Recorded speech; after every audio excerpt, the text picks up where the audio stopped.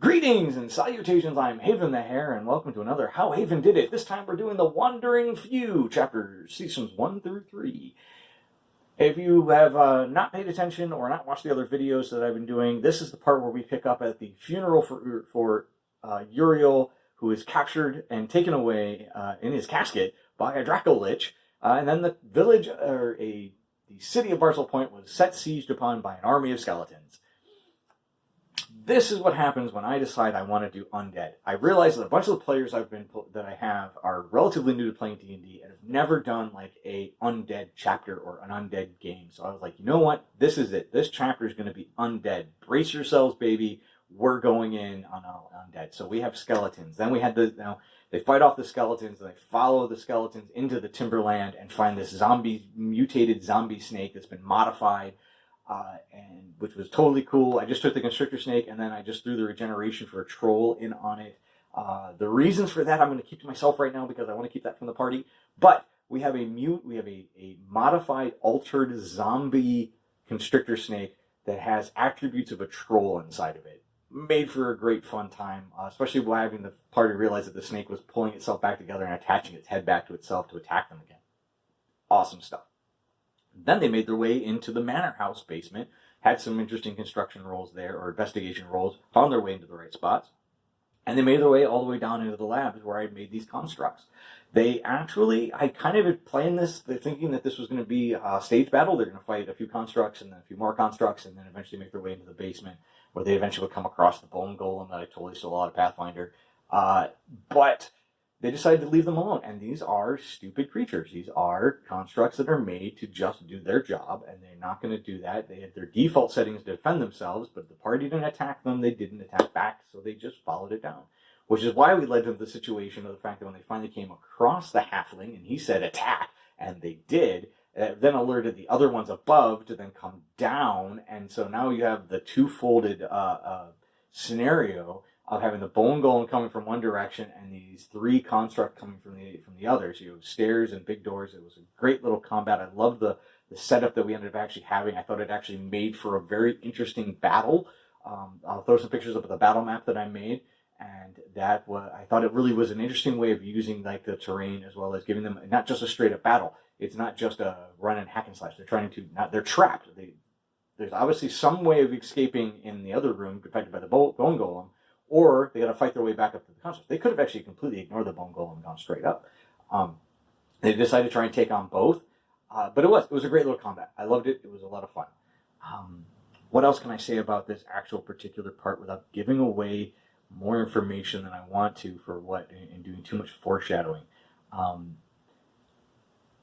Halflings. Why aren't there more villain halflings? Halflings are awesome. Why don't we have halfling bad guys? So I made a halfling bad guy. There's a halfling mad scientist in my campaign. Why?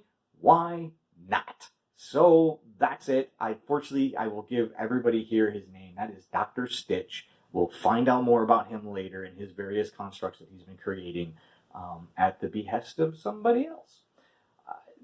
They are about to find a lot more information when they play next. Hopefully there'll be some investigations going on and they're going to figure out exactly some more as they hopefully investigate the rest of this. That's the big hint if the players watch the video. You should be looking around the laboratory. What else can I say about this campaign? I love these characters. These are some really great characters that my players have been playing. I'm really glad to be back playing with these players again. Again, this was a group that we had to stop playing because I had one player went to Scotland, another one went to school. Now that school's done for both of them, and even though one's still stuck in Scotland, we decided to start this back up again to give us something to look forward to and be able to touch bases. And so Zoom, D&D, over the pond. It's been interesting. It's been kind of hard still. It doesn't fully scratch that itch for me yet, but it's at least it's allowing us to keep playing and be able to bring these videos to you. So not a lot I can say yet when it comes to how Haven did it. I'd love to have your theories, though. By all means, if you can kind of give me any other ideas or any that you want to throw down in the comments, or shoot me in an email if you want to keep it secret from my players who might, if they're smart, be watching the comments. I'd be more than happy to talk to you about where I'm planning to go with this and give you maybe even a precursor of exactly where this all goes. The next stage of this will be them figuring out where they're going to go next. I can't wait to reveal that to you guys. It's going to be a lot of fun. I really look forward to it. But that's enough from me. That's a quick, short little How Haven Did It video on the undead. I really wanted to do this. There's a lot more to come with the undead that I've decided to make a lot of other things undead. I can't wait. I love this stuff. Thank you guys so much for watching. I am Haven the Hare. If you would like to help support me, by all means, buy my card game down below. Order a chainmail dice pouch. Support my Patreon. We'll be throwing out some one-page one-shots for people to use in any of your campaigns or even as an encounter in part of your campaigns. If you have any questions or comments, comment below. Love talking to you. I've said that before. I'm being redundant. May you make all of life's saving throws.